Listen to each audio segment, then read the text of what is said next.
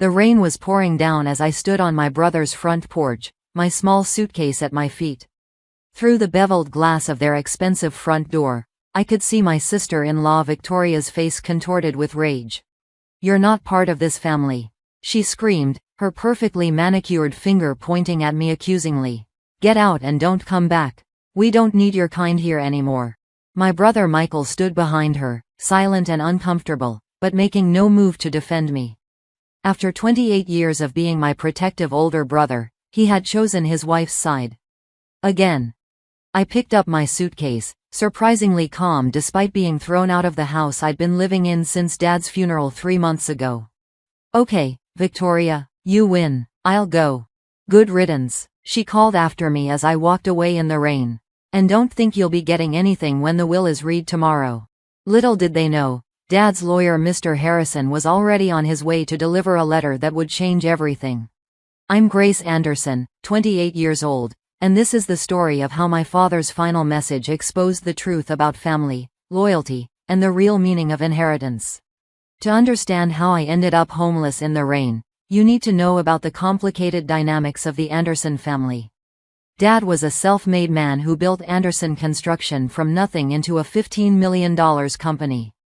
Mom passed away when I was 10 and Michael was 15, leaving Dad to raise us alone.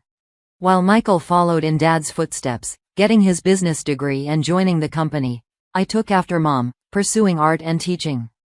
Dad supported both our choices equally, always telling us that success wasn't about what you did, but how you did it. "Grace," he'd say, watching me paint in my studio, "your mother would be so proud. You have her spirit, always seeing the beauty in everything." Then Victoria came into our lives. Michael met her at a charity gala 5 years ago, and from the beginning, she made it clear that she had plans for the Anderson family legacy. Beautiful, sophisticated, and ruthlessly ambitious, Victoria saw Michael as her ticket to social status and financial security. "The Anderson name means something in this city," she'd say, rearranging the furniture in our family home even before the wedding. "We need to maintain certain standards." By standards, she meant her standards. My teaching job and artistic pursuits didn't fit her vision of what an Anderson should be. She began a subtle campaign to distance me from the family, especially after Dad got sick. The cancer diagnosis came suddenly, just 6 months ago. Stage 4 pancreatic cancer. The doctors gave him 3 months at best. Victoria immediately stepped in, taking charge of Dad's care and, more importantly, his access to visitors. "Dad needs rest," she'd say when I tried to visit. "He can't be disturbed right now." Or, "The doctors say too many visitors will tire him out." Somehow, her friends from the country club never seemed to count as too many visitors. What Victoria didn't know was that Dad and I had our own private communications. Every morning at 6 a.m., before she arrived for her devoted daughter-in-law performance, Dad and I would have coffee together in his hospital room. Those quiet moments became precious as his condition deteriorated. 2 weeks before he passed away, Dad seemed unusually alert during our morning coffee. "Grace," he said, his voice weak but determined, "there's something we need to discuss." He reached for a manila envelope on his bedside table. "I've written some letters. Things that need to be said after I'm gone.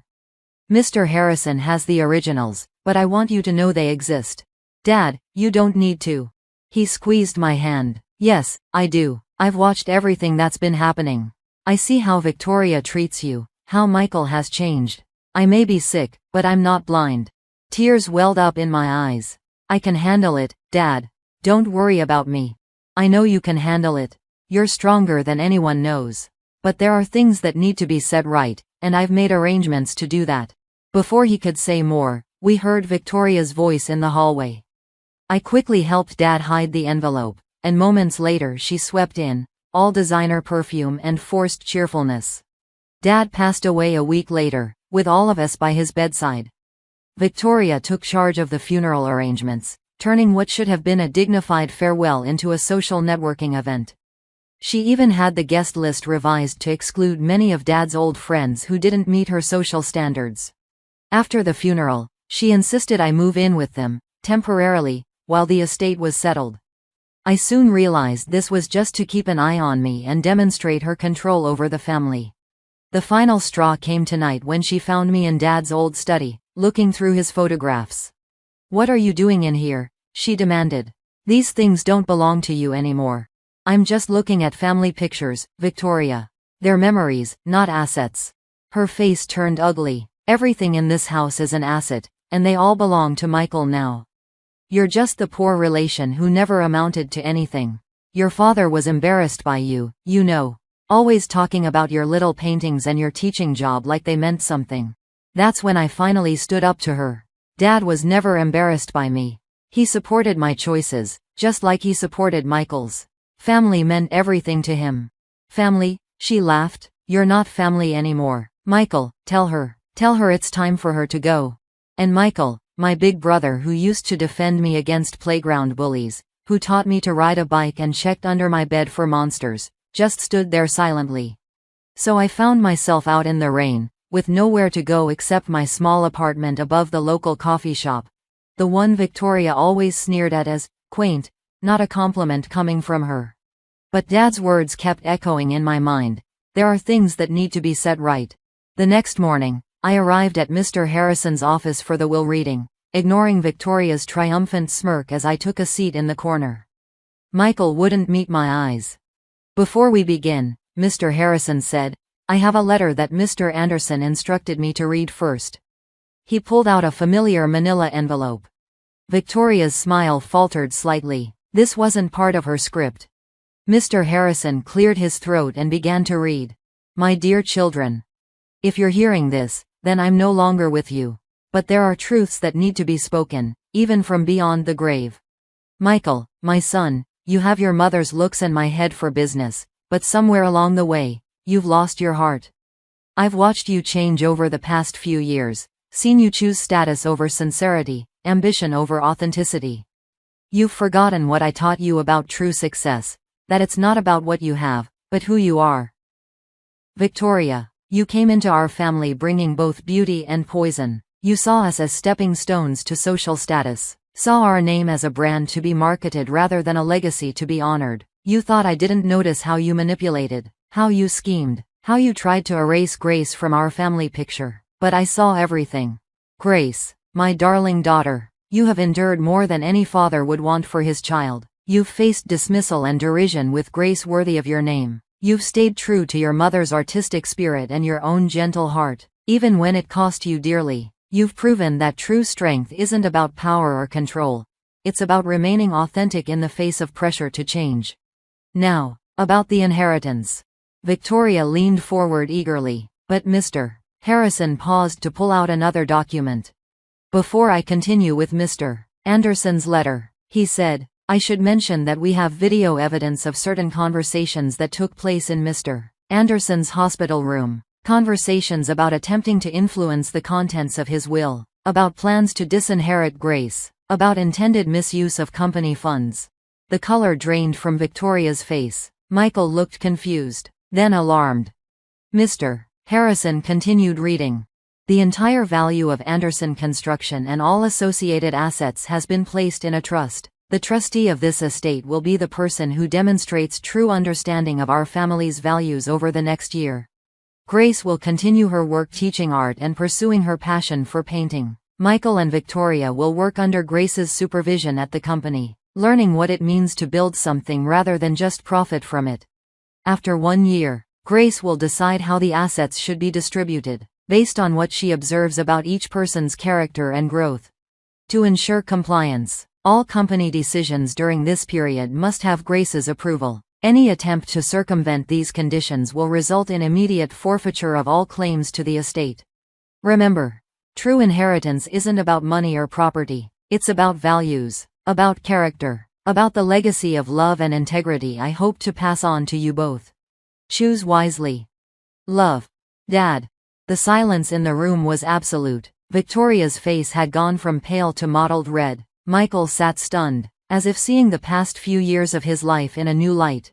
"This is ridiculous," Victoria finally exploded. "She's just a teacher. She knows nothing about running a construction company." "Actually, Mr. Harrison interjected, Ms. Anderson has been taking business management courses online for the past 2 years, at her father's suggestion. She's also been quietly shadowing various department heads at the company, learning the operation from the ground up. Mr. Anderson was quite thorough in preparing for this transition. I sat quietly, remembering all those early morning conversations with Dad, all the extra hours I'd put in studying business while maintaining my teaching job. Dad had seen this coming long before any of us. Michael. Victoria turned to my brother. Do something. This can't be legal. But Michael was looking at me, really looking at me, for the first time in years. All those mornings you spent with Dad in the hospital, you weren't just having coffee, were you? I shook my head. He was teaching me, right up until the end, teaching me about business, about people, about what really matters. While I was listening to Victoria's plans for rebranding the company and expanding into luxury developments. You were missing Dad's real legacy, I finished softly. The next few weeks were challenging. Victoria threatened legal action, but Mr. Harrison's video evidence of her hospital room conversations quickly shut that down. She then tried to convince Michael to challenge the will, but something had shifted in my brother. Maybe it was seeing the video of his wife plotting to cut me out of the family while Dad was dying. Maybe it was realizing how far he'd strayed from the values our parents had taught us. Whatever the reason, Michael began to change. It started small. He began coming to my office, Dad's old office, early in the mornings. Like I used to visit Dad in the hospital. We'd have coffee and talk about the company, about our childhood, about who we wanted to be rather than what we wanted to have. Victoria, faced with the choice between compliance and losing everything, grudgingly accepted her new position. I assigned her to work with our community outreach program, helping plan affordable housing projects, about as far from her luxury development dreams as possible. The year that followed taught us all something about family, legacy, and the true meaning of inheritance. Michael rediscovered his passion for actual construction, spending time at job sites and working with the crews like Dad used to do. Victoria, surprisingly, found she had a talent for community relations once she stopped focusing on status and started seeing the real impact of our work. As for me, I continued teaching art while learning to lead the company Dad had built. My students even helped design a mural for our new corporate headquarters, a blend of art and construction that seemed to perfectly represent our family's journey. When the year was up, I made my decision about the trust. The company would be shared between Michael and me, with Victoria receiving a smaller portion contingent on her continued work with community projects. More importantly, we established a foundation in Dad's name to provide art education in underserved communities. Dad's letter arrived at exactly the right moment, not just to protect the company, but to save our family. Victoria still struggles sometimes with her old attitudes, but she's learning. Michael has become my brother again, the one who used to protect me rather than stand silently while I was attacked. Today, Anderson Construction continues to grow, but with a new focus on building community along with buildings. The wall of my office holds two treasured items: Dad's letter, framed as a reminder of what matters most, and a painting I did of our family home, complete with Dad standing on the porch, coffee cup in hand, watching his legacy unfold. Sometimes, when I'm working late, I could swear I hear his voice. Remember, Grace, true inheritance isn't about what you have. It's about who you are, I whisper back, knowing that this moment, this understanding, is the real treasure he left us.